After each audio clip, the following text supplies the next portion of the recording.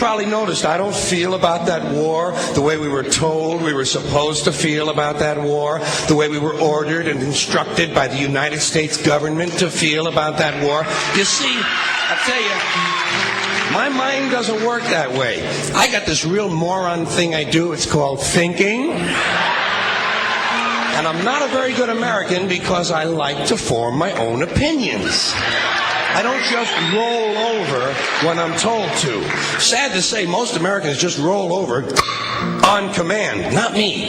I have certain rules I live by. My first rule, I don't believe anything the government tells me. Nothing.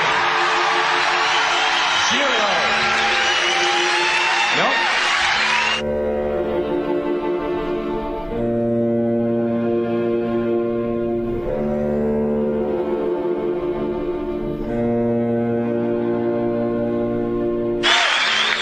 I don't take very seriously the media or the press in this country, who in the case of the Persian Gulf War were nothing more than unpaid employees of the Department of Defense, and who most of the time function as kind of an unofficial public relations agency for the United States government. So I don't listen to them. I don't really believe in my country. And I gotta tell you folks, I don't get all choked up about yellow ribbons and American flags. Now, to balance the scale, I'd like to talk about some things that bring us together. Things that point out our similarities instead of our differences. Because that's all you ever hear about in this country is our differences. That's all the media and the politicians are ever talking about, the things that separate us, things that make us different from one another. That's the way the ruling class operates in any society. They try to divide the rest of the people. They keep the lower and the middle classes fighting with each other so that they, the rich, can run off with all the fucking money. Fairly simple thing happens to work. You know, anything different, that's what they're going to talk about. Race, religion, ethnic and national background, jobs, income, education, social status, sexuality, anything you can do, keep us fighting with each other so that they can keep going to the bank. You know how I describe the economic and social classes in this country? The upper class keeps all of the money, pays none of the taxes.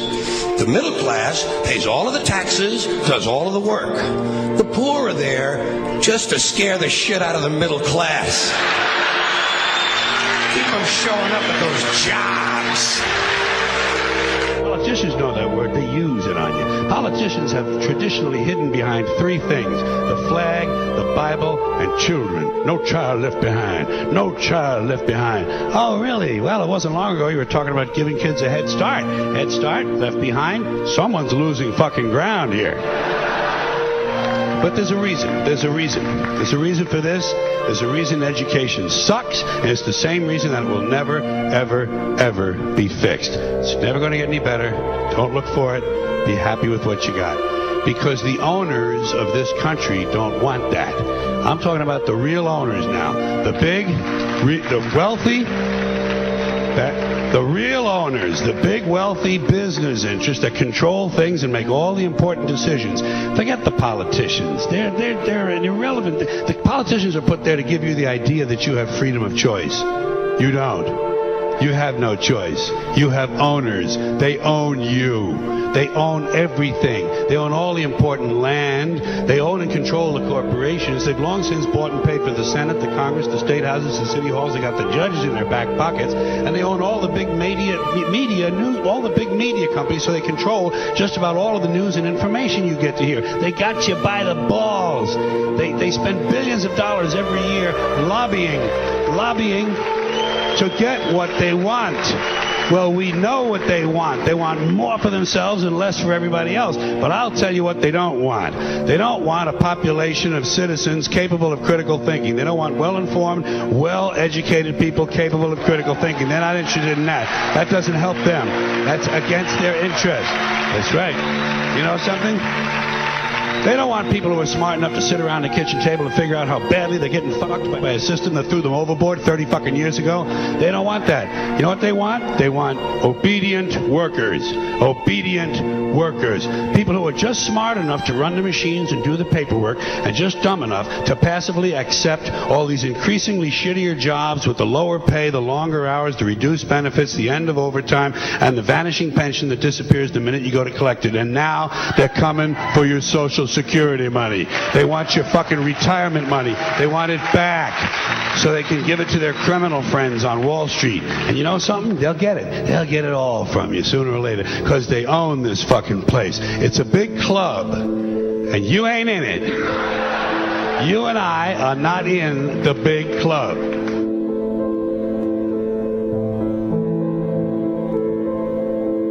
The greatest form of control is where you think you're free when you're being fundamentally manipulated and dictated to. One form of dictatorship is being in a prison cell and you can see the bars and touch it. The other one is sitting in a prison cell but you can't see the bar, you think you're free. What the human race is suffering from is mass hypnosis. We are being hypnotized by people like this. Newsreaders, politicians, teachers, lecturers. We are in a country and in a world that is being run by unbelievably sick people. The chasm between what we're told is going on and what is really going on is absolutely enormous. The greatest hypnotist on planet Earth is a oblong box in the corner of the room. It is constantly telling us what to believe is real. Historically, the control and manipulation of political opinion has been the Freemasons' main weapon in gaining control of countries and states. Once in control of the rulers and politicians of a country, laws and political structures could be changed in accordance with their agenda. However, since restricting the body does not necessarily mean restricting the mind, the Freemason recognizes that their plan for a global government hinges completely on subduing the masses to their agenda, and thus eliminating opposition to their cause. And the greatest threat to their plan, posing more danger than any army or law, is the threat of a free-thinking mind. In order to eliminate this threat and to achieve their objective, the Masons have set about the boldest plan ever devised: the complete control of every aspect of human life, your life. And the weapons they are using against you are in your very homes, entertaining you and your children, and gradually indoctrinating you without you even realizing.